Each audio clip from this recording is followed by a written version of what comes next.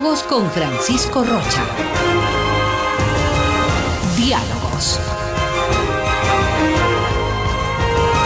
Diálogos.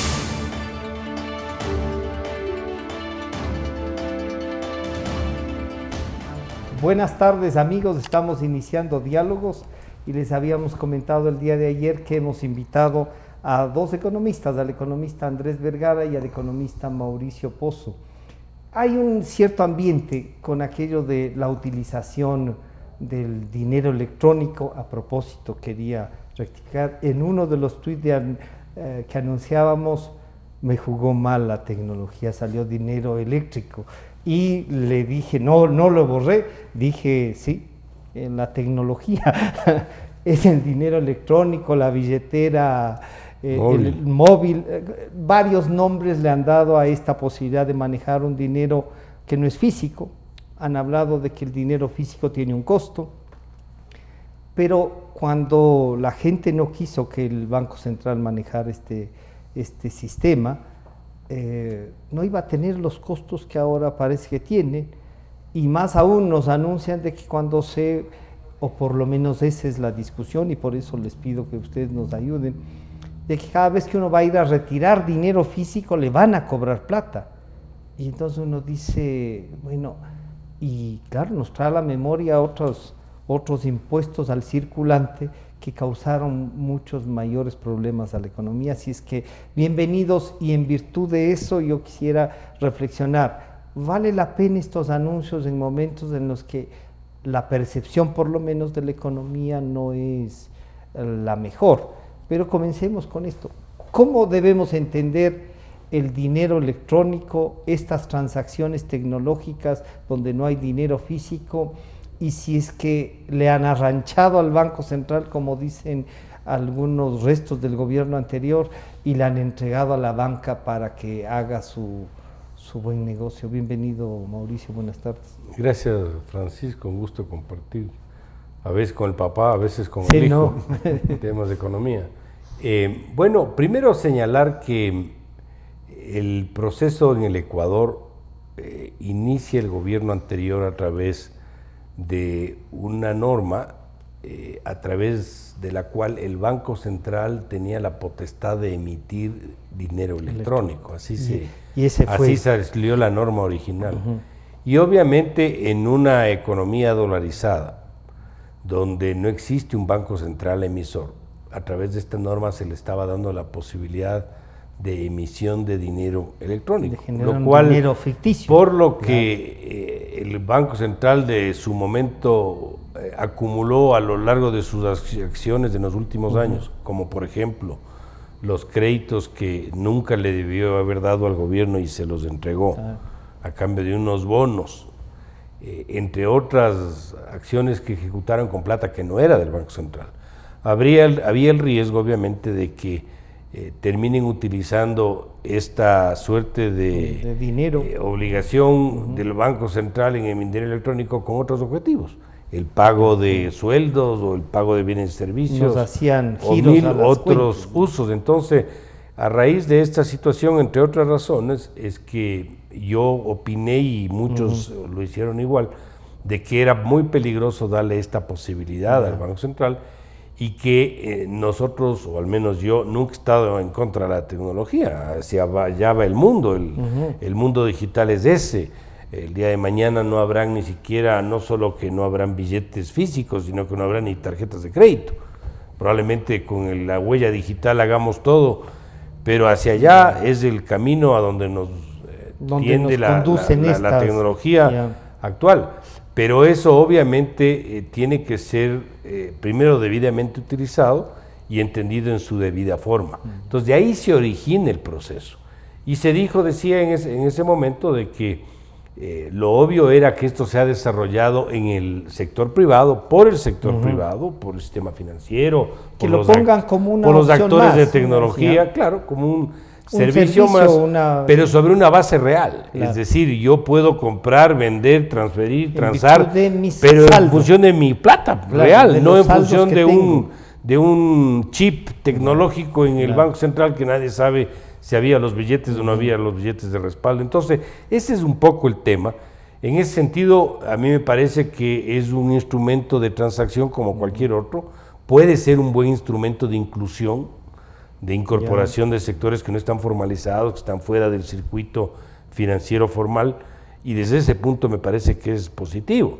Si un celular puede servir para eso, hay más celulares que personas en el Ecuador. Claro. No sé cuántos celulares habrá inteligentes, pero creo que también es una porción importante. Y la mayoría más inteligentes que algunos. Bastante más inteligentes que algunos. Entonces, obviamente esto puede dar lugar a que se faciliten las transacciones, se involucren personas en esto, y probablemente con el tiempo, Francisco, se verá si los costos son apreciados por el mercado muy caros, pues tendrán que bajar. Porque el mercado finalmente determinará si estos son, y finalmente con un mensaje que me parece importante. Esto es voluntario. Sí. O sea, esto no es obligatorio. No. Si tú quieres mantener todos tus billetes en el bolsillo y seguir transando con billetes, lo puedes hacer. Si quieres hacerlo con el capaz dinero que en móvil, partes ya no quieren o lo quieres hacer, o la forma que quieras transar. O sea, esta es una opción más. Pero el mercado dirá cómo se va insertando y cómo va, de alguna manera, la sociedad acostumbrándose a este tipo de mecanismos. Andrés, planteado así uno dice, bueno, sí es más tranquilizador. No es tan tranquilizador que los costos sean mayores. Uno dice, si la tecnología va a evitar el trabajo de mucha gente, porque vamos a perder cajeras seguramente, tendrán que ir adecuándose a estas. El costo parecería que es muy alto, que será que pagamos los primeros o que pagan los primeros que van a utilizar. A mí la verdad es que todavía me gusta el billete físico y me causa preocupaciones, Andrés. Esta parte tecnológica, si bien Mauricio nos dice, con seguridad hay más teléfonos que personas, sí, pero lo accesible a la parte informática del Internet nomás, por ejemplo, son que el 16-18%, y eso que el Ecuador ha avanzado a lo que estaba, avanzado rápido, ¿no? ¿Cómo empatamos esto? Y si usted ha hecho un análisis, Andrés, de los costos ya. Sí, bueno, haciendo un par de precisiones, no se necesita tanto Internet. En el caso, tal vez un buen caso que ha logrado incluir mucha gente es básicamente con el mensaje de texto, ¿no? O sea, es básicamente un celular, no datos, ¿no? Entonces hay cómo hacer por eso, mensaje de texto, mensaje de texto como teníamos en el 2001, 2000, y es más que suficiente. Pero volviendo a lo que usted dice y lo que, por cierto, un gusto con Mario Pauso, ¿no? Creo que vamos en niveles. Lo que ustedes bien comentaban antes, ¿no? Al principio estábamos asustados de que el gobierno nacional use este medio de pago para básicamente crear dinero de la nada, ¿no? Y vamos a otros niveles. Ahora estamos hablando que la banca la tiene que hacer. Y la banca la tiene que hacer y con la regulación del Banco Central. Y el Banco Central les impone tarifas máximas, no solamente para retirar, sino también para la transacción, que es 9 centavos. Y también hay una en la transacción también. No es que no se paga nada. No. Y un tercero, solamente las transacciones pueden ser de $50. Y se está discutiendo si cuántas de esas de $50 pueden ser por mes. Entonces uno se pone a pensar, ¿por qué le ponen tanta traba, no? Y hay uno, lo que yo me imagino es que hay es la mentalidad a veces del funcionario público que quiere hacer demasiado su trabajo y trata de impedir todo, porque yo no me explico cómo quieren hacerlo tan complicado. ¿Será la que digamos sea la más costosa? Sí, justo la implementación de estas regulaciones. Yo iba a decir, será bueno que el Banco Central también ponga el valor de las transacciones. No, estoy completamente... Que estén fijando precios es realmente pésima idea. Terminamos perjudicando a todos, ¿no? Supuestamente las fijaciones es para ayudar a los que menos tienen. Usted también va porque el mercado regule eso. Claro, pero hay un punto que hay que entender. Yo hasta cierto punto no sé ni siquiera por qué los bancos tienen que tener el monopolio del dinero electrónico. Y no sé por qué el Banco Central tiene que tener el monopolio del dinero electrónico. Yo siento que le están pensando que es intermediación financiera al dinero electrónico. ¿Qué es lo que me refiero con intermediación financiera? Es una institución que recepta dinero del público y después lo presta. Esto no es nada de eso. Simplemente piensa que es una caja fuerte, ¿no? De aquí pasamos y que pasamos es acá. usar los saldos que tengo para pagar en virtud de lo que tengo. Claro. No hay ni crédito, no hay ni nada de eso. No, nada de eso, es simplemente una transacción. Dentro de eso hay algunas cosas que son parecidas en internet, gente que me está oyendo, seguramente ha oído PayPal. Yeah. Hasta las mismas criptomonedas pueden ser más o menos cuestiones de esas, porque tiene que estar regulado. Entonces no es intermediación financiera, no entiendo por qué tiene que poner este tipo de regulaciones como si fuesen bancos. Entonces, dicho eso, pasamos de niveles, ya el gobierno no es del monopolio, ahora yo no creo que tampoco debería ser la banca o los monopolios. En Kenia, lo que le mencionaba antes, los celulares hacen, o sea, las telefónicas, en este caso Movistar y cosas así, ellos se dedican a esto, a cero costo. ¿Y qué es lo que ellos ganan con eso? Es básicamente el uso del celular, pues. La gente se mete más y es atractivo. No entiendo por qué tiene que ser monopolio exclusivamente de los bancos. Inclusive que hay que tener una cooperativa, cuestiones así. Entonces, lo que está sucediendo con este tipo de cosas, que si bien es caro, yo no creo que hay que fijar, hay que imponer cosas para que funcione. Yo creo que, al igual que lo que había dicho el economista Pozo, hay que masificar el mercado para que sea muchísimo más barato, como en el ejemplo que es Kenia. Kenia no es precisamente Estados Unidos, ¿no? Claro. Ni Suiza, ni cuestiones así, y los costos son pero usted cero. verá, ¿no? que en Kenia se populariza el manejo del teléfono por las distancias, por la falta de las infraestructuras que aquí sí tenemos. Yo recuerdo que cuando Mauricio era ministro, se discutía ya la posibilidad de esta, y justo el ejemplo era Kenia. Y ustedes discutían de cómo estaba creciendo este manejo. No, al fin y al cabo llegó el correísmo, al final un poco intentaron hacerlo, pero ¿cuáles son las dudas? ¿O es solamente esta sensación de no entrar con la tecnología de golpe? Porque nos han hablado de bancarización los últimos 30 años. Nos cuentan que ahora ya es más o menos un 50% de los ecuatorianos bancarizados. Y eso me parece a mí que no sé si sea tan real, al igual que hay más teléfonos que celulares, porque digamos más celulares que personas. Estuvimos chequeando y claro, sí se han vendido más, hay más líneas, pero no es que todos los ecuatorianos ni todas las familias tengan un celular, por decir algo, en las casas, ¿o sí? Bueno, no puedo confirmar si efectivamente son más celulares más líneas que personas sí hay. Puede ser que haya más líneas, no sé.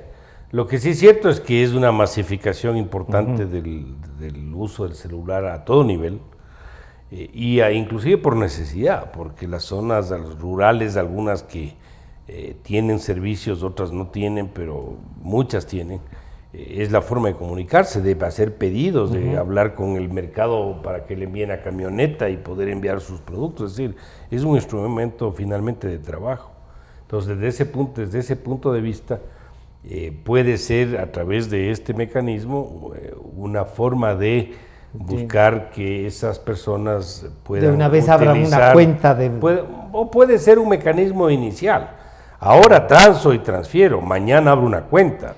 Pero cuando transo y transfiero, Mauricio, necesito ya tener una cuenta. No, claro, por supuesto que sí. Porque no es que alguien sin una cuenta corriente ni nada agarre el teléfono y ¿cómo transfiere? No, tienes que abrir una cuenta. Hay que abrir una cuenta. Sí, es más, de lo que he escuchado, la apertura es muy rápida y no es problema. Ahora, ¿por qué los valores pueden ser muy altos o por qué hay la participación del central o de los bancos?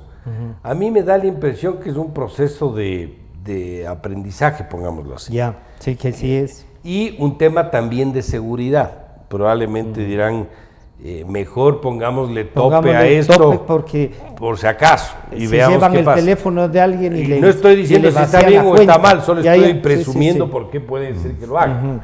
Ya, puede ser que esa sea.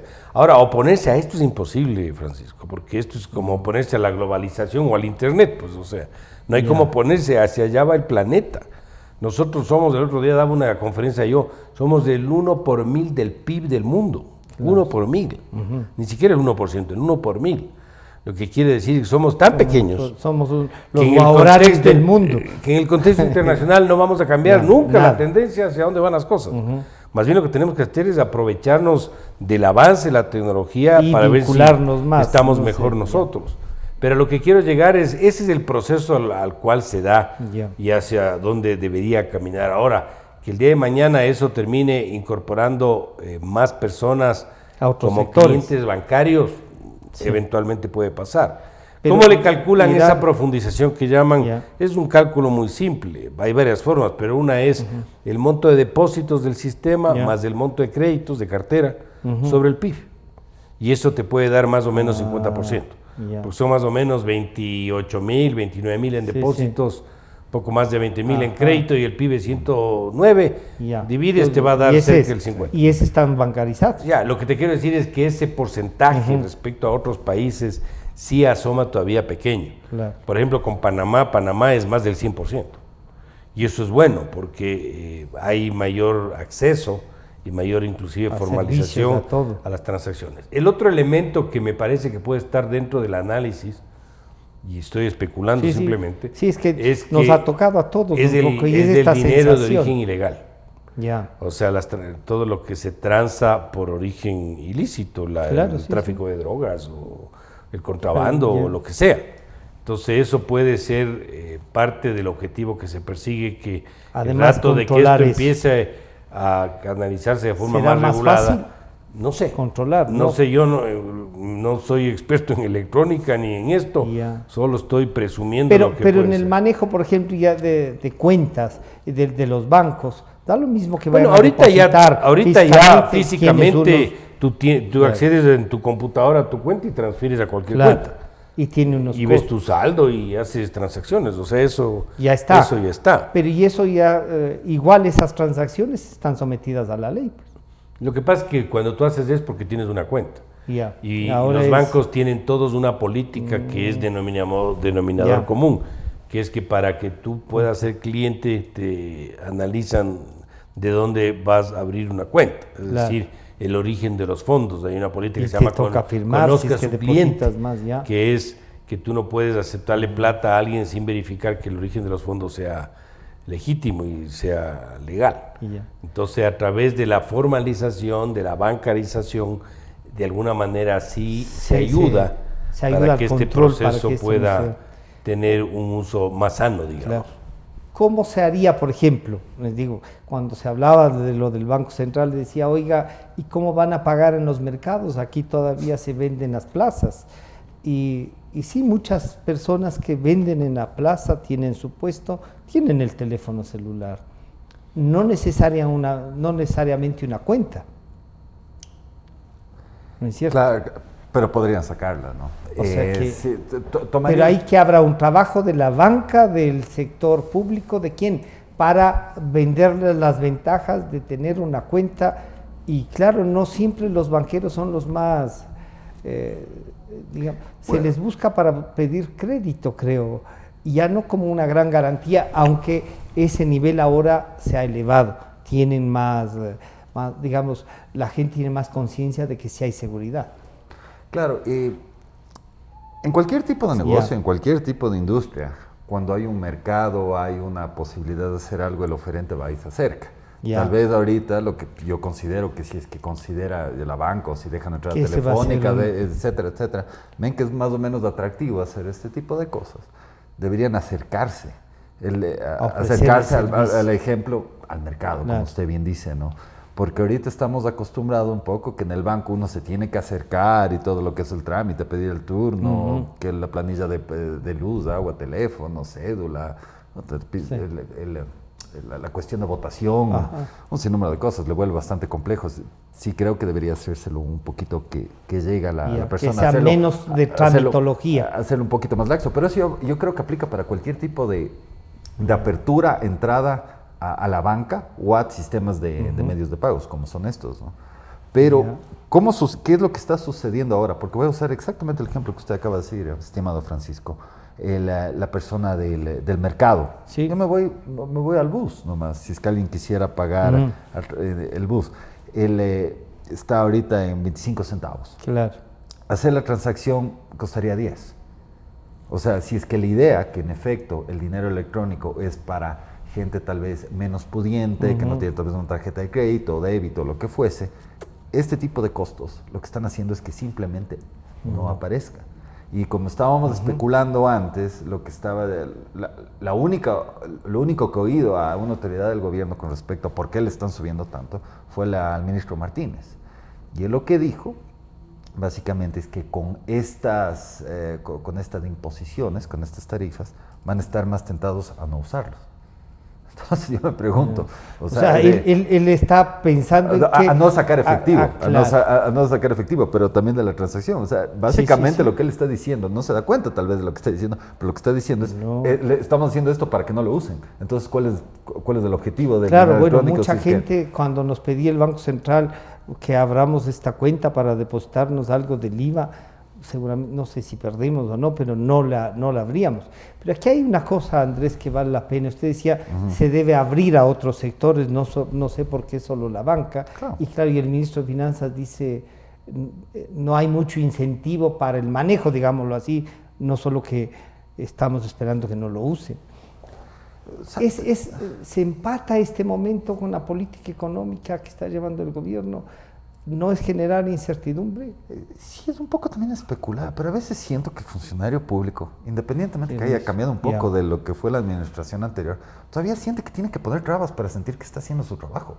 Y eso llega, creo que hasta en cuestiones de ministros. Entonces, no ven la posibilidad de que si es que se lo abre este medio de pago, no debería haber ningún tipo de afectación, porque una vez más no son bancos. Para hacer un ejemplo, hay Western Unions por aquí, hay los Servientregas, inclusive, que creo que hacen paso de valores, etcétera. No tienen ningún problema. Esto es lo mismo, pero a través del celular.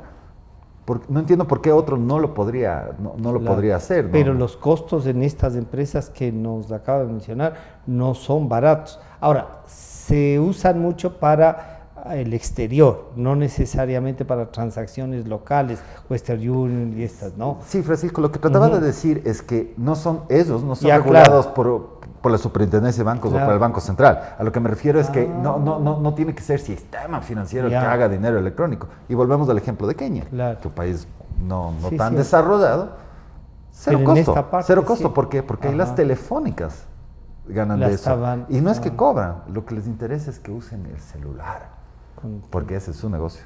La tecnología, decías, Mauricio, es la que nos va a llevar, pero en el manejo económico determinadas propuestas tecnológicas pueden generar estas incertidumbres. Empata con lo que el gobierno está haciendo, algunos dicen, genera la sensación de que impuesto para circulación de capitales, impuesto para la circulación de salida de capitales, todo tiene un costo y entonces el valor del dinero en el Ecuador es alto, pero también dicen es que también cuesta traer los billetes físicos, las monedas, y no sabemos si las monedas nuestras, lo que se hizo para moneda de cambio, estarán el 1 a 1, que estaban obligados, ¿no?, a mantener en el Banco Central. Todo eso no te genera una sensación, o no sientes que genera una sensación en el país de mayor inseguridad. A ver, este es un mecanismo de transacción. Yo no le vería como... Ni más ni menos. O sea, no le daría... Costo alto, mayor valor. No le daría más importancia de la que realmente tiene, al menos de este momento. El impuesto a la circulación de capitales que hubo hace bastantes años atrás fue en otro escenario y con un contexto distinto. Recordemos que eso se lo aplicó eliminando el impuesto a la renta, porque ese fue supuestamente el proceso. La idea, y eso obviamente operaba en una economía con características bastante distintas a las actuales. Entonces, yo no le compararía mucho no es válido el ejemplo ahí, entonces. Sí, no le pondría como un ejemplo previo, digamos. Lo que sí es verdad es que normalmente la tecnología lo que hace es, o debería tender, es a abaratar costos en general. Y esto debería en el tiempo ser un instrumento mucho más accesible y mucho más económico. Por esa razón es que hay algunos que anticipan lo que pueda ocurrir en el mundo de aquí a bastantes años hacia adelante, y dicen que muchas cosas van a ser gratis por la propia tecnología. Claro. Imagínate y de lo hecho, que es hemos vivido la propia, cosas, ¿no? fíjate lo que es la propia robotización. Ya. Ahora están hasta operando personas con robots. Sí. Y el cirujano puede estar dirigiendo la cirugía en Tokio y el paciente está en Nueva York. Entonces la tecnología de alguna manera va a esa línea, a esa dirección, y es el abaratamiento de las transacciones, lo que hace que sea mucho más inclusiva el uso de la tecnología. Pero como Andrés nos recuerda, si es que la regulación sale que por cada $50 vamos a pagar. Claro, por eso digo que... Sacas $200 y pagas $1.80. Por eso digo yo que y encima de eso le dejo mi plata en el banco. Por eso digo que este es un proceso que tiene que irse autorregulando por las propias condiciones del mercado. Si yo veo que es muy caro y que no me convence, no uso nomás, pues. Además hay otro tema que en el caso del Ecuador tenemos que considerar. Aquí hay temas culturales. Claro. El billete físico se usa mucho en la actividad rural y en la actividad agrícola. Y porque yo estuve metido también en un proceso electoral, conozco que en Quito, en el sur de Quito, la gran mayoría de las transacciones son en cash. Efectivo. Te digo, hasta la venta de vehículos, lo cual abre una puerta para otras cosas también, pero que no es el caso del norte de Quito. Entonces, estos son temas que tienen que ir calzando poco a poco. En el norte pagan con tarjetas, pero porque no tienen ni físico ni saldo. Puede ser que no haya plata. Claro, puede ser que ni físico ni saldo. No es que porque tengas tarjeta tienes plata. Puede ser que tengas deudas. Ahora, el proceso es ese, ¿no? Yo creo que hay un tema inclusive de cultura y de conocimiento. Yo sé que no es lo mismo lo que voy a decir, pero yo recuerdo que cuando se instauró la dolarización, muchos opinaban y la gente estaba preocupada de decir, ¿y ahora cómo vamos a hacer con los dólares? ¿Cómo se manejan los dólares? ¿Cómo operan los dólares? Ni siquiera conocemos el físico de cómo es un dólar. Se demoraron creo que 10 minutos en aprender. Y eso calzó calzó. Pero hubo una campaña bien importante. Sí, hubo una campaña importante. Una campaña para identificar pero hubo un proceso los billetes, de aprendizaje. Claro, para identificar, para saber el valor de las monedas. Recordarás que había que traer monedas, creo que un barco de toda la Florida recogieron las monedas para poder implementar. Y hay otro elemento en esto, Francisco. Cuando nosotros nos dolarizamos, perdimos lo que se llama el señoriaje, ¿no? Exacto. Que es el beneficio de poder y es lo que moneda pagamos. Pero el costo por la traída de los billetes, que realmente es un reemplazo de billetes, porque lo que hacen es enviar los viejos en mal estado y te envían los nuevos. Ese proceso en costo es un valor demasiado pequeño, o sea, eso no es como han dicho, es un valor altísimo. Ahí hay una mala interpretación. Dicen, es costosísimo. Es como comprar papel. Exacto. Es como comprar papel, no es un tema mayor. Tiene su costo, sí, pero no es un tema de mayor. Más bien. Como para decir, eliminemos esto que nos vamos a ahorrar. Por ahí no van las cosas. O sea, hay otros problemas más graves que resolver. Y en esta. Para ir cerrando esto, ¿qué puede ser? Entonces, Andrés, si queremos, como ha dicho Mauricio, lo podemos usar, es una alternativa. A mí las alternativas que tienen costo y que pueden ir cerrando otras puertas hasta que la gente estudie, se eduque, me preocupan porque es como un poco encaminarnos por acá va el mundo y sigue a gastar, ¿no? Yo a veces digo, las personas como que necesitan un poquito más de tiempo que el avance de la tecnología. ¿Puedo ser en eso? Es cultural, cultural. Y creo, qué pena, tengo que repetir a Kenia por tercera vez. Tenía más o menos peores características. Kenia es el ejemplo de funcionamiento en realidad, sí. Lo que tal vez hay que plantear, y esto tal vez más una estrategia de ver los beneficios del dinero electrónico por fuera de hacer las transacciones a través del celular y no usar solo efectivo, porque yo creo que la gente, muchos se centran en eso. El objetivo de hacer eso es generar más o menos una cultura, que de ahí sí, de bancarización. Y lo que implica eso, mira, tú lo usas, después si es que te va yendo bien, según lo que lees, capaz de accedes a un crédito para un terrenito, un lote, lo que fuese, o un electrodoméstico, lo que generalmente no tendrías acceso si es que no usas eso y no te cuesta absolutamente nada, es barato, etcétera, ¿no? Tal vez hay que enfocarlo más por ese lado, los beneficios posteriores que podría tener. No es simplemente como va haciendo unos récord de... Claro, no voy a pagar con mi celular. Alguien tal vez ya de una edad tal vez un poco más avanzada, ¿qué le va a interesar? No, mijito, deja nomás ahí, le va a decir la mamá al hijo, si es que le intenta enseñar. Yo uso mis billetitos nomás. Pero si le dice, vas a usar y después nos podemos comprar esto. Ese tipo de cosas tal vez no se está tanto enfocando. Lo que sí estoy seguro es que actualmente con esta fijación y estas cosas están haciendo todo lo posible, irónicamente, para que no usarlo.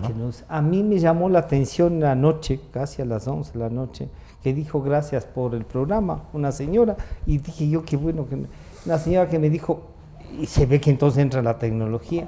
A mí hasta el mal olor de los billetes me gusta porque sé que tengo mis billetes en la cartera.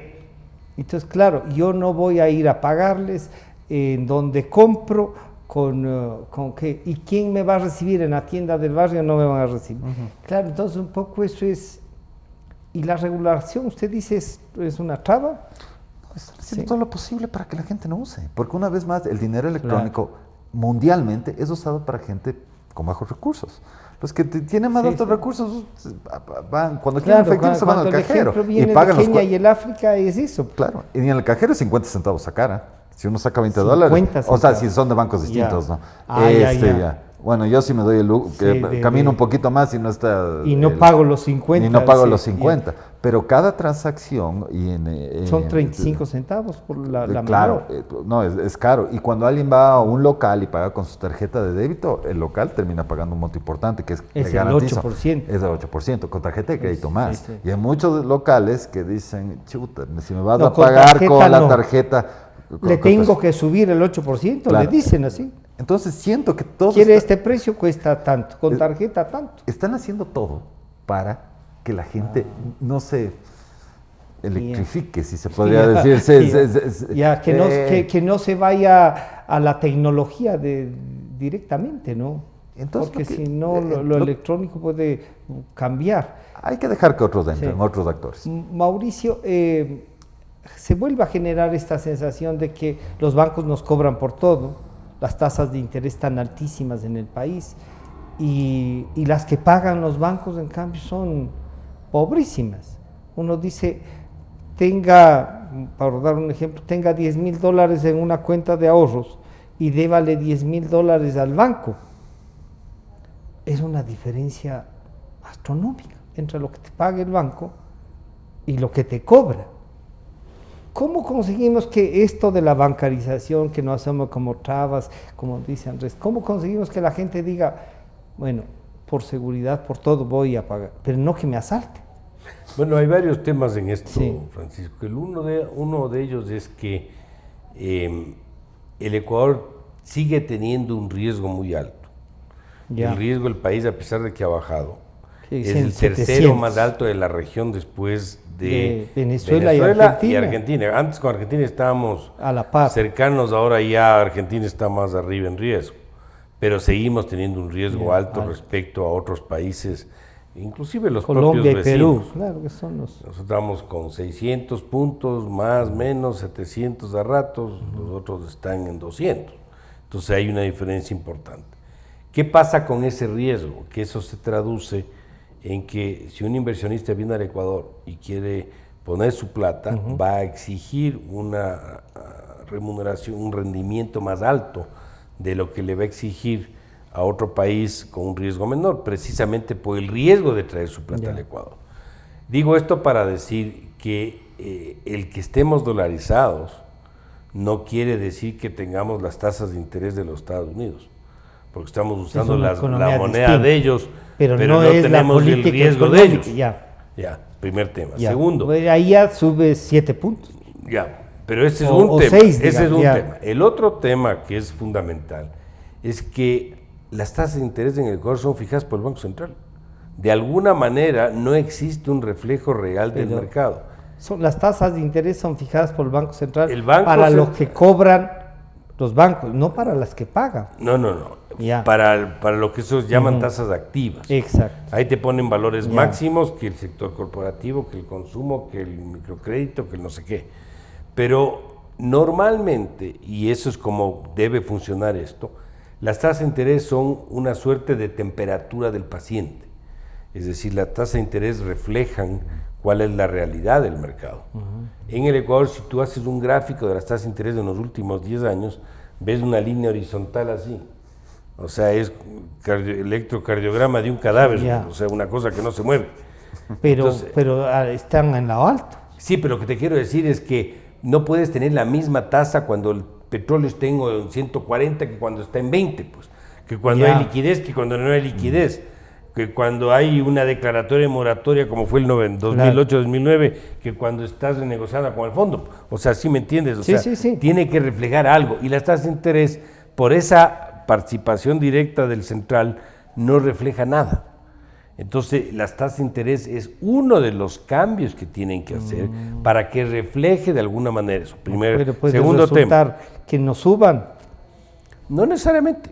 Eso ya depende, porque pero le está dejando mucho al mercado y ahora, el ahí margen, vuelvo a pedir el país tan chiquito. No el margen que tú tienes que ver es el margen de alguna manera ponderado, porque los bancos reciben depósitos en cuentas de corrientes que no pagan nada de retribución al cuenta correntista, reciben cuentas de ahorro que sí pagan una tasa, o reciben fondeo más que ya son los más de plazo mayor, que son depósitos a plazo fijo, o pólizas de acumulación o lo que sea. La cuenta el promedio de esas tasas, el promedio de esas tasas asume que es del 5%.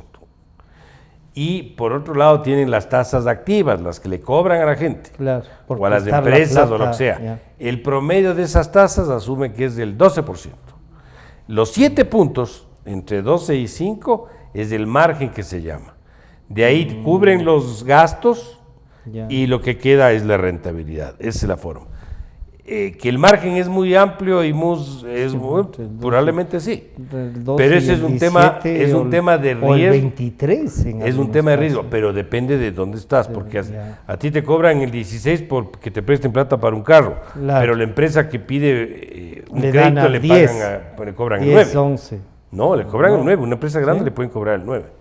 Entonces depende cuál es la tasa combinada. Pero en todo caso, a lo que quiero llegar es que esto es una explicación más didáctica, pero lo que quiero llegar es que el Ecuador baje el riesgo, que el Banco Central deje de participar en ese proceso, puede ayudar a que el margen se reduzca y las tasas se reduzcan. Siguen siendo altas. Recuerda que si te pagan por una inversión el 7% o el 6%. Ya es peligroso, dicen algunos. Bueno, si algún banco pero tienes una inflación cercana a 0. Claro. La inflación es del 0,7 a la última fecha, o sea, tienes unos 5 o 6 puntos reales. Inversión. Pero en cambio, respecto a la tasa activa, sí es bastante, porque estás pagando 15 puntos reales sobre una inflación de casi 0. Pero este es un tema que está atado a estas otras cosas que hay que cambiar. Andrés, entonces la política económica está dejando de lado una cosa que es, el riesgo país con todo lo que se ha hecho, sí ha bajado algunas cosas, pero mantener las tasas, ¿usted estaría de acuerdo en que hay que liberarlas entonces? Estoy completamente de acuerdo que habría que liberarlas. Yo creo que hoy por hoy, como dijo el economista Pozo, hay ciertos momentos que yo creo que las tasas deberían ser más bajas y en ciertos momentos tal vez un poco más altas. Pero al final de cuentas las tasas es una cuestión como precios, es una cuestión que va a oferta y demanda. Si es que hay más dinero, más capital, básicamente, el costo de adquirir uno es mucho más barato. Si es que a los bancos, para hacer un caso didáctico, a los bancos les sobra millones de millones, tienen que ponerlos, tienen que colocarlos, caso contrario no generan negocio. Si es que tienen mucho, ya lo van a hacer a precios un poco más bajos, léase, tasas más bajas. Si están más contraídos, ahí tal vez lo pongan para evitar que vayan a pedir préstamo. Claro, entonces la tasa se maneja por cuestiones de oferta y demanda. Por supuesto, hay muchas más cuestiones, ¿no? Seguridad jurídica y cosas así. Pero al final de cuentas, termina siendo así. Si es que hay más de algo, cuesta menos. Si es que hay más de algo, cuesta menos. Si hay menos, cuesta más. Lo mismo pasa con las tasas. Entonces, yo creo que tal vez una solución sería, el riesgo país es alto, etcétera, etcétera. Yo creo que es momento de abrirnos un poco. Si es que es tan... ¿Hay más bancos? ¿Banca extranjera? Banca extranjera. Bajo el concepto de lo siguiente, si es que aquí una tasa activa puede llegar fácilmente, la de consumo a 15%, mientras que en Panamá 4, exagerando, 5, 4 o 5 más. Vengan acá, no se preocupen, aquí... Vengan a cobrarnos el 10 y así todo sería 7 puntos menos. Hágase con negocio y ustedes tienen la plata y no les tienen que pagar a los depositantes, a los cuentas de ahorristas las tasas que se pagan acá, siguen pagando por acá. Creo que tal vez por ese lado deberíamos hacer. Si queremos bajar las tasas, traigamos. Andrés, el valor de los servicios, como quiero hacer transacciones, máximo 50, cada 50 va a tener un costo. Ya cuando usted nos recuerda que de banco a otro banco, no en el mismo banco, tiene un costo mayor, son 50 centavos. Y claro, y el otro día decían, claro, porque el tiempo es el único recurso no renovable. Si es que uno hace una transferencia con un cheque, es un día, ¿no? Si están malas, son 2 días. Por lo menos, exacto. 2 días, porque seguimos también con la que para mí es arcaica cámara de compensación. ¿Qué significa eso? Si es que Banco A le quiere pagar le pasa plata a Banco B, tiene que pasar antes por el Banco Central y decir si está cuadrado. La transacción. Claro que es una cuestión electrónica, no es que hay gente ahí. Sí, y una vez quería conocer la cámara de compensación. En otros países, si es que uno manda de un banco A al B, es automático, tan automático como si uno se mandara dinero. Pero ¿y cómo le registra el banco esa transacción? El Banco Central, digamos. Yo no creo que debería haber Banco Central. ¿Ah, sí? Para esa cámara me parece completamente arcaico, porque el tiempo también es costo y es plata. Y es el mayor costo. Mauricio, pero yo sí creo que debe haber Banco Central. Además, siempre peligro. Y cuando nos decían que con la dolarización ya no hay política monetaria, todo lo que ustedes nos han dicho es política monetaria, porque pueden obtener más circulante o menos circulante y vigilar a los bancos cuánta plata manejan y todo eso, ¿o no? Bueno, el Banco Central, a mi forma de ver, sí tiene un rol en dolarización. Claro. No tiene el rol de la cantidad de dinero, porque no emite dinero, pero tiene algunos otros roles, como es, por ejemplo, el tercero confiable, que se llama en teoría económica, aquel que opina sobre temas de gobierno y ayuda a poner un peso técnico en ciertas decisiones, de endeudamiento, precio del Estado. Un Banco Central autónomo. Proveedor de información confiable, de transparencia de información, relaciones de comercio exterior, que también puede ser un actor importante. Es decir, yo creo que puede cumplir un rol ahí que hay que redefinir, sí, pero creo que no solo. Yo estuve en una conferencia que me invitaron hace poco en el Banco Central y promoví lo que he dicho en otras veces, no es la primera. Yo creo que debe buscarse un proceso de fusión con la superintendencia de bancos, porque el control de la liquidez requiere una supervisión bancaria mucho más cercana. Claro. Entonces yo creo que ahí es absolutamente que se puede empatar lo que el Banco Central hace en dolarización con lo que la superintendencia de bancos generar tiene que hacer. Y debería ser un banco central un banco central que haga supervisión bancaria. Que haga supervisión y aparte de los otros roles que estoy citando. Entonces yo creo que eso es compatible, pero ese es un tema de... Y este Banco Central, claro, que nos plantea Mauricio y que alguna vez incluso creo que llegaron a proponer... Bueno, yo propuse en campaña, inclusive hablé del tema ese y también lo dije en ministro, busqué cuando estuve en el ministerio, pero ahí era un tema que caía en la arena política y ahí es tierra impredecible. Este Banco Central así, con supervisión financiera, desaparecer superintendencia, ¿le parece mejor que o simplemente no debe haber? ¿No es peligroso eso, Andrés? Tal vez tengo que clarificar algo. No es que no crea en la supervisión. Sí creo que debe haber supervisión. En lo que no creo es en el control. Son cosas un poco distintas. No considero que el Banco Central, tal como está ahorita, diga, tú cobras de esto, tú pagas de esto, tú te coges las utilidades de lo que tú generaste, tú no te coges las utilidades de lo que tú generaste, que dicho sea de paso, gran parte de los bancos grandes, la rentabilidad que generan no se la quedan, les obligan a reinvertirse en ellos mismos. ¿verdad? En eso no creo, un direccionamiento en meterse en empresas privadas por parte de tanto de la superintendencia o del Banco Central. En eso no creo. Sí creo en la supervisión, pero esas son cosas completamente distintas. Sí. Un buen Basilea, que es básicamente las normas para buena banca, para que la cosa siga bien, en eso sí creo que se puede hacer, pero hasta ahí llega. Simplemente que sea una especie de monitor de que no estén pasando ciertas cosas que nos afectarían a todos. En lo que no creo es que le digan, tú haces de esto o tú haces de eso, que eso es lo que está pasando en el Ecuador. Entonces, la idea de que quitarnos control, para mí, yo creo que todo este tiempo, en estos últimos 10 años después de la elección, han caído bancos, por si acaso. Y sobre todo cooperativas. más de 300. Pero eso es todos los días.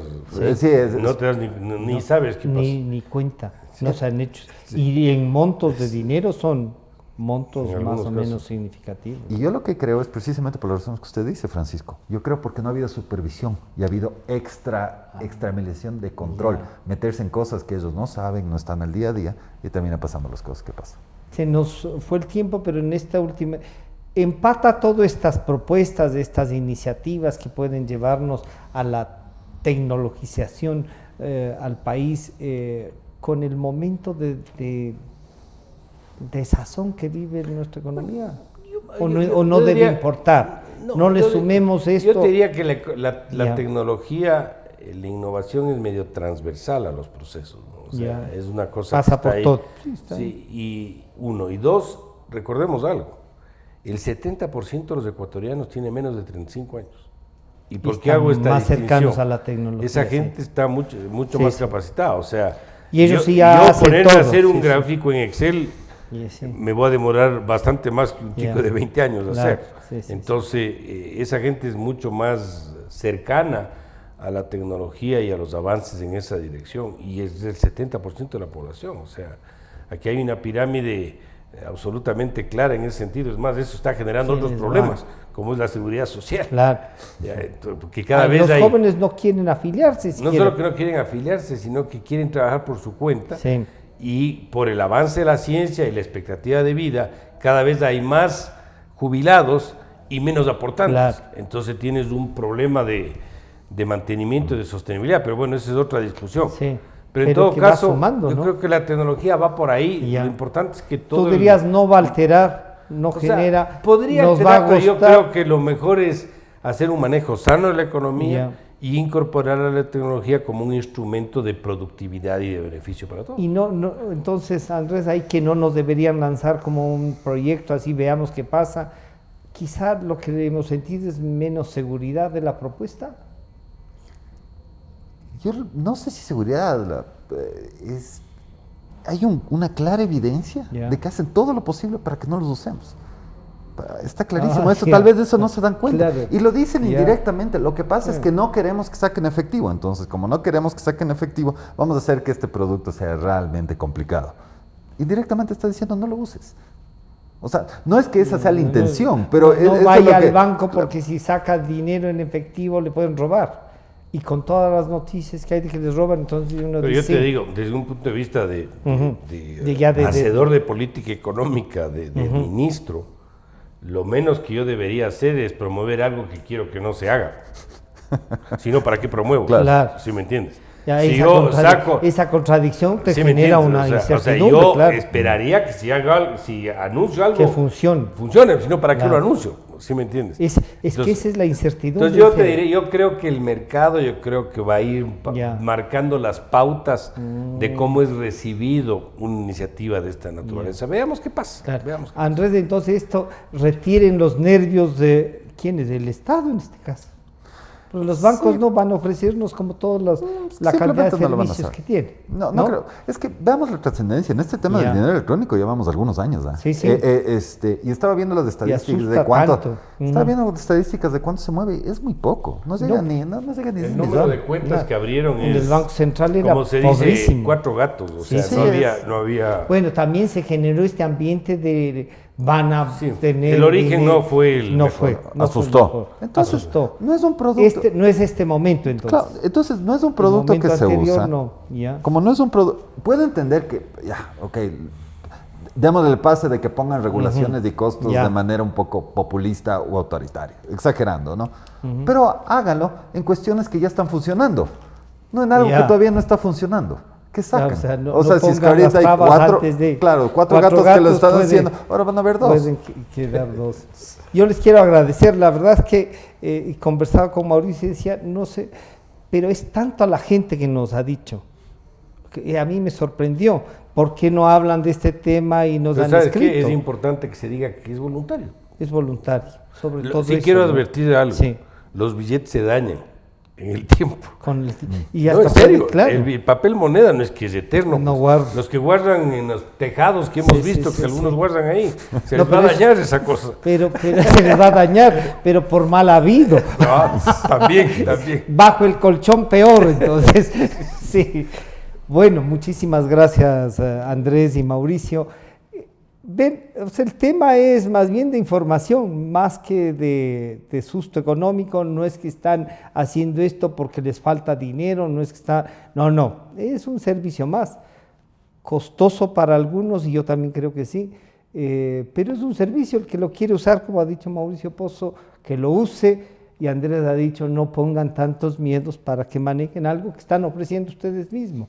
Así es que bueno, el dinero electrónico es algo que la tecnología nos lleva y son una manera de transacción. Yo agradezco a nuestros dos economistas que han conversado, que han tenido la paciencia de explicarnos, y a ustedes por acompañarnos. Este programa estará a disposición nuevamente a partir de las 3 de la tarde en todas las plataformas. Muchísimas gracias. Gracias. Democracia.